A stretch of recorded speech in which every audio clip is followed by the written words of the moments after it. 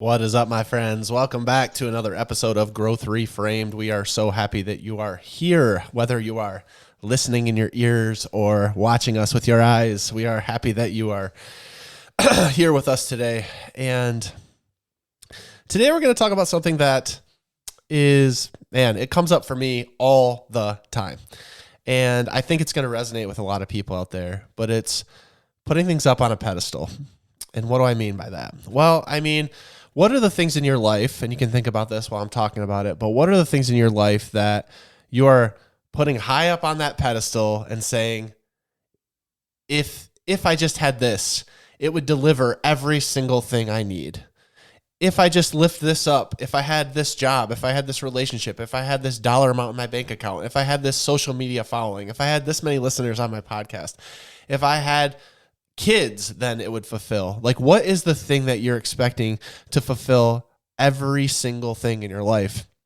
And I found in my own life, as I was reflecting on this, even sitting down to record this episode, how many times I've done that throughout my life. And it's interesting because it dates back forever, like for me. Like, I can track it back from the time I was a kid. Like, when I was a young kid, I was like, well, when I'm in middle school, well, when I'm in high school, well, when I'm in college, well, when I'm married and I have a job, well, when I have this certain job, well, when I have this certain type of marriage, well, one day when we have kids. And you can just go down the list over and over and over again. And I'm saying that once I get to this place, then all of everything that I've ever wanted will be realized and everything will just be perfect.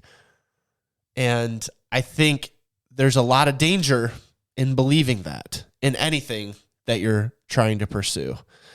And it's just happened so many times as far as like my life going through. And I want to talk about some of the specific examples here today, but I'm interested to see your take on this topic. Well, as I was listening to you, I thought for you, it seems, and I would agree that I feel the same, I think. For you, it almost seems like it's not a thing that you put on a pedestal. It's a timeline that you are putting on a pedestal. You're not saying that it's this job that I have or this thing that I have that is putting it on a pedestal. I think you're saying, I'm here. The next thing is the pedestal. Like, there's nothing current for you that's on a pedestal. It's the time frame of the next thing. And I just thought, that's interesting, because I would agree that for my whole life, it's been more of like a guilt that I'm wishing my life away, but that's how I've always seen it until pretty recently, actually, that, you know, if I was just here, if I was just there, if I could get through this next thing, if I could have this job. And it's never that I'm doing anything current. It's never that this current thing that I'm on is on a pedestal, that, you know, my kids or you or my job or whatever is going to be the answer. It's, what do I not have yet? Let's get to that point. And that's what the pedestal is. It's like the future. Right. Well, I want to unpack that because I see based on what I was saying that is the case. But the few examples I'm talking about here, and we can just get into them, that's not the case. That's not how it was. And so maybe I did a poor service explaining it, because, for example, I thought that, which one do I want to grab first? That's what I'm thinking through. I thought that our relationship was going to fulfill everything that I needed. Like, you as my better half, as the other person, like, you complete me, the Jerry Maguire reference. Like, I bought into that hook, line, and sinker. And I thought, you should complete me. You should be and fulfill every single thing that I need. But you're your own individual person. You're not meant to fulfill everything I need. Like, yes, marriage has a purpose.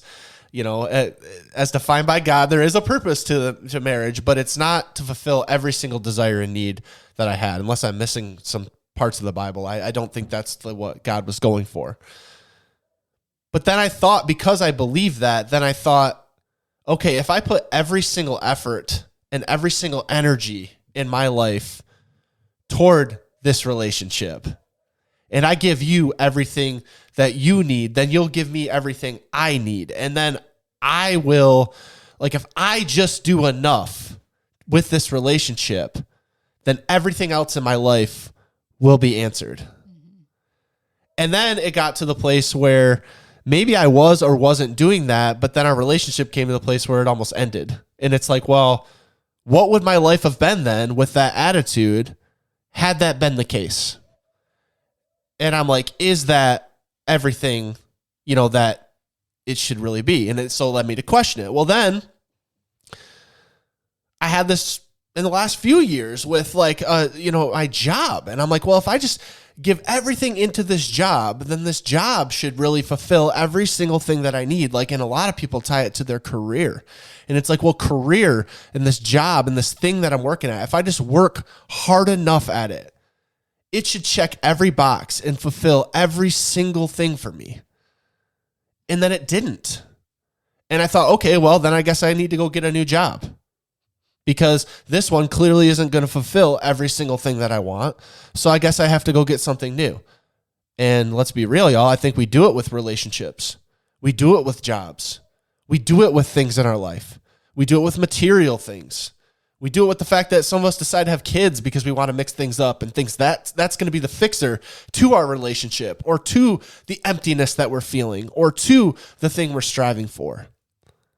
And so it is a timeline for me too, because it's like, well, if I just had this number of listeners on my podcast, if I just had this thing, and I know I'm talking a lot right now, but there's one other thing I want to touch on. The same thing happened for me, and I call it my midlife crisis. Okay. It's like, we got married, we had kids, we were sitting there. Maybe it was even before kids, some of this started happening, but we're sitting there and we're like, is this it? Is this really all there is? This can't possibly be all there is. And even when we rectified our relationship, and even when we felt better about where we were at, I could always nitpick and man, this can't really be it. There's got to be more to fulfill out there. There's got to be something else. And then this podcast came into fruition. And I thought, okay, this is it, man. I'm going to be a coach. I'm going to be a podcaster. I'm going to be this. I'm going to be that. And this is going to fulfill everything. Y'all, do you see the common denominator on all these things? Marriage, job, podcast. All of them are supposed to fulfill every desire that I have singularly. And that's just not the way life works. So I ask you today, what are you putting on your pedestal? Is it the future? Is it other things? And maybe you could think about in your own life, Meg, what you've things you've put out there and expected it to deliver. And then what happened when it didn't? Yeah. I mean, I feel like it was such an unfair ask of any person or anything to have them on the pedestal, right? That is an unfair ask for your job to fulfill everything you need. That is an unfair ask for your husband or your wife to fulfill all of your needs. That's so unfair on both sides of it. Oh, yeah. And we do it all the time. But if you think about how crazy that sounds, we should be more knowledgeable. We should understand that can't be. And yet we all do it. We're all like, man, if this thing, or now that I have this thing, this will be it. And when that doesn't happen, how we feel about it. You said, well, when our marriage was imploding, you should have been like, is there even a reason for me to live? Should I even, right. If it's really me and I'm no longer there, how can you even move forward, right? But clearly you moved forward. You were going to move forward. It was a happy outcome. Obviously, we're sitting here today, but had it not been, I don't believe that you would be not here anymore. There would have been a way for you around it. So the question for me is really, okay, so where do you go from there? Where do you go when you think that that's it and it doesn't work out? How do you get through that time to start realizing, hey, that's not it. That was never supposed to be it. And then next time I try to do this, how can I dial that back a little bit so that I can start understanding that it's not that thing. It's not that next thing. It is more than that. I don't even know. I just lost my train of thought. It's more than that. It's just a mindset of it doesn't have to deliver everything. Yes, a relationship is meant to fulfill the relationship parts of your life. It's not meant to fulfill your life. Right. Yes, a job or a career is supposed to fulfill some of the things that you need out of a job and a career, but it's not supposed to fulfill all of it, and it's not supposed to fulfill your whole life. That's kind of where my brain goes right. when I'm thinking all of this through. It's yeah, it is supposed to do what it's designed to do. It's not supposed to do more. Right. You don't buy a car and expect it to fly you to, across the country. You expect it to drive you across the country. Mm-hmm. same thing. You can't do that. But in the same breath, are we not marketed every day to the fact that you buy that car, you do that thing, it's going to fulfill you? Right. We're constantly inundated with that fact. Like, hey, you smoke these cigarettes, you're going to have hot chicks by you. You don't really see the cigarette commercials anymore, but that's what it used to be. Like Joe Camel and whatever. Or like you drive this car and you're going to have the chicks, or like the old Axe commercials. Like you spray this terrible body spray on you and you're going to have chicks crawling all over you. Actually, it's a chick repellent, by the way. I used to use it. But it's like you spray that on and you think that that's going to be the difference maker for you. What I found, though, is as you were just discussing it was in times of that midlife crisis. It was in times of crisis that I grabbed onto that next savior. Like, who is it going to be? What is it going to be? And so to your point, what would I have done in that relationship? Well, we're all at nature to our patterns. Like, we're all at the mercy of our own patterns. And when you start to identify those patterns, it's the only time you can really see the light and stop living in the tunnel vision and realize that you need to do things differently. But like for years, that's not what I did. If it was our relationship, then, and it was coming to the end and it was like, oh, well, what's going to happen? Am I going to even exist as a person? And then I would grab onto the next savior. Then I would grab onto the job. And then when the job wasn't fulfilling, then I grabbed onto the podcast. And when the podcast wasn't fulfilling, then I grab onto the next thing. And I'm trying to constantly grab at straw and find what the next thing is that's going to pull me forward. And it was always in times of crisis that I kicked back into that pattern. And it wasn't until I actually sat with myself and realized that it is a mindset shift, that it is a thing that, hey, wait, this is what I'm doing. Is this what it should be? And the thing is, it's not all bad. Like, it can be a good thing. Like, it's good to like try to be the best husband and father I can be. It's good to like try to have a great marriage. It's great to like try to be there and be a family man and like have a great family core. None of those things are bad. But when you're asking them to fulfill everything, it becomes bad. That's the craziest thing about all this, like this toxic energy and this toxic thing is you're always in the gray area. You're always on the fence of it being a good thing versus, oh man, how did we get here and how do we fall into this? Mm-hmm. When is the line? Where is the line of healthy versus unhealthy? Where's the line? And did you cross it? And are you even aware that you crossed it? But this is why things implode in our face, because we constantly are expecting them to deliver and be that, light, that savior for everything we're doing. And it's not meant to be. Like you said, Meg, that wasn't fair to you to be like, well, our marriage and how you show up is everything to me. That's not fair to you. And what is the likelihood as another person who's tripping and stumbling through life that's going to actually work? Right. It's completely unlikely. But then we jump to the next thing because we want that butterfly feeling. We want that feeling of adrenaline by trying something new. And then when that doesn't deliver, then we end up spiraling again. Do you think that you only put things on a pedestal when it's crisis? Or do you think there's always something on a pedestal even when things are good? Like, is a pedestal a coping mechanism or is a pedestal just a fact of life?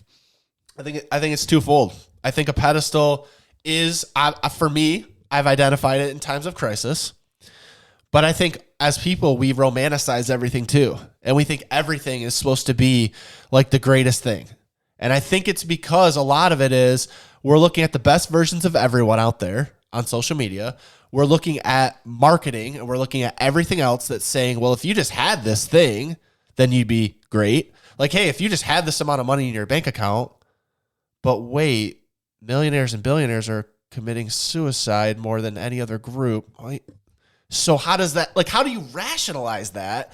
Because we all know and we've all seen, like, hey, yeah, if you're a celebrity, then you, like, some people want to be famous and want to be popular, want to be a celebrity. Do those people look like they're having the best life to you? Because to me, they don't. Mm-hmm. Listen to some of the lyrics of their songs. Yeah. I mean, have you heard them? But we romanticize all of it. Like, I think about, we romanticize for a long time. Like, I don't want to work for the man. I want to be an entrepreneur. Because being an entrepreneur is how you make money and how you go out and do these things. And it's like, we love that avenue for our life, but that's not for everybody. And it's not that great all the time. It's not that great being your own boss. It's not that great being a boss at all. and being responsible for everything and everyone. It's a lot of pressure, actually. But we all sit there and romanticize that that's the thing. That's why, and that's why I'm feeling this way. And if I had that, then I'd feel better. Mm-hmm. And I've talked to so many people who chase a job title or a salary, and when they get it, they're like, oh, wait, I'm still the same person. I'm still here. So that's the thing. You're still there. So if you don't change your mindset and shift and focus and start to reflect on what those things are that you're putting on a pedestal and why you're doing that, then what do you think is going to happen when you get your wildest dreams? What's going to happen when you get the things you prayed for? You're just going to want more, and you're just going to keep reaching for more and saying, then I need this to fulfill, and then I need this. But then where are you ever going to be satisfied?